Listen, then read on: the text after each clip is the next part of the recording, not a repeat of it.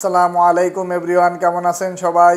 ব্রুনাইতে নতুন নিয়ম হওয়ার পরে বয়েসেলের মাধ্যমে যে নিয়ম হয়েছে, এটা হওয়ার পরে অনেক পুরাতন লোক যারা দেশে আটকে আছে তারা ব্রুনাইতে আসতে চাচ্ছে। তাদের কোম্পানি তাদেরকে আনার জন্য আগ্রহী, কিন্তু তারা জানে না, অনেক কোম্পানির বসরা বা মালিকরা জানে না যে কিভাবে কি আবেদন করতে হবে, কিভাবে কি নিয়ম কানুন এটা সঠিকভাবে জানে না। এই জন্য আসলে অনেকে সমস্যায় পড়তেছে।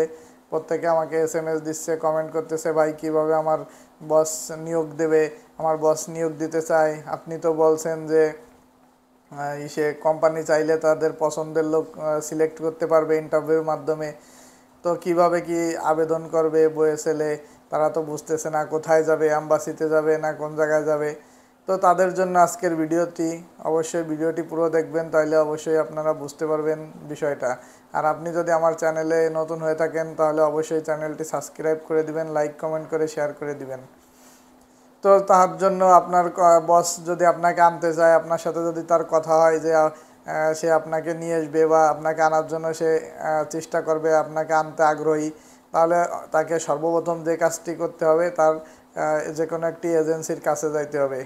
তো এজেন্সির কাছে গেলে এজেন্সি তার সব কিছু বলে দেবে এবং এজেন্সির মাধ্যমেই সে আবেদন করতে পারবে। তার নিজের কোনো কিছু করা লাগবে না। তার নিজের শুধু যে ডকুমেন্টসগুলো প্রয়োজন, সে শুধু ওই ডকুমেন্টসগুলো ম্যানেজ করে দিবে এবং তার যে সিগনেচার লাগে, কোম্পানির স্টাম্প বা সিল বলে যেটা লাগে, এগুলা সে দিবে এবং এজেন্সির যে একটা নির্দিষ্ট ফি আছে এই ফি দিবে। তো ফিগুলো ফি দিয়ে দিলে তারপরে এজেন্সির সাথে কন্ট্যাক্ট করলে এজেন্সি সব কিছু করে দেবে। তো এই যে বাংলাদেশ অ্যাম্বাসি বা বয়েসেল বলেন বা লেবার ডিপার্টমেন্ট বলেন, তো এই বাংলাদেশ অ্যাম্বাসি, বয়েসেল এবং লেবার ডিপার্টমেন্ট মিলে কিছু এজেন্সি মনোনীত করছে, অর্থাৎ তাদের লিস্টেড কিছু কিছু এজেন্সি আছে তাদের আন্ডারে। শুধুমাত্র এই এজেন্সিগুলোই আবেদন করতে পারবে। ব্রুনাইতে অনেক এজেন্সি আছে, কিন্তু সব এজেন্সিগুলো করতে পারবে না।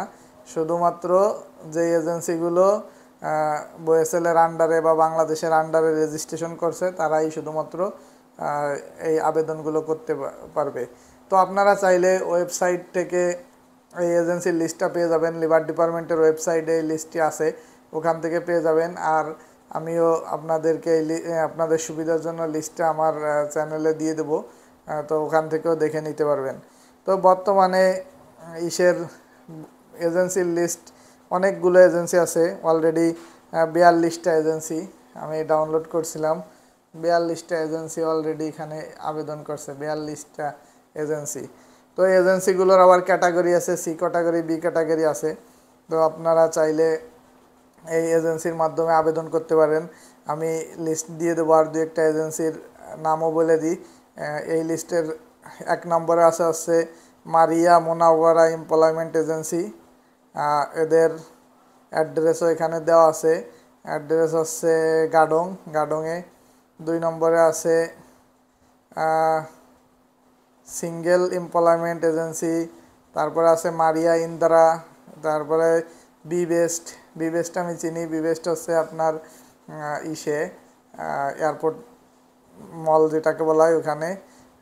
আজিক employment agency, Alam Masira employment agency, HPP employment agency, Ganda Shakti employment agency, তেরেস মাজু employment agency, LKK employment agency. LKK দিয়ে আমরা সব দিন কাজ করাইছি আগে, এখন একটু কম করাই, কিন্তু আমাদের মেইন আগে যখন এজেন্সি ব্যবহার করা হতো এমপ্লয়মেন্ট এজেন্সির মাধ্যমে আমরা সব কিছু করতাম। LKK employment agency. তারপর আছে the Majid for you employment agency, Hannanur employment agency. বর্তমানে আমি হান্নানুর এমপ্লয়মেন্টের এজেন্সি দিয়েই কাজ করাই, পাসপোর্ট ভিসা বা যে প্রয়োজন হয় এইগুলো করাই। হান্নানুরের এজেন্সির যে ভাই আছে ওর সাথে মোটামুটি ভালো সম্পর্ক আছে, ওর মাধ্যমে করাই। তো যাই হোক, পুরো এজেন্সির লিস্ট আপনাদের আর বললাম না, আপনারা চাইলে ডাউনলোড করে নিতে পারবেন। তো এ বিষয়ে যারা জানতে চেয়েছিলেন আজ তাদেরকে এ বিষয়ে জানিয়ে দিলাম। আশা করি আপনাদের উপকারে আসবে। সবাইকে অসংখ্য ধন্যবাদ।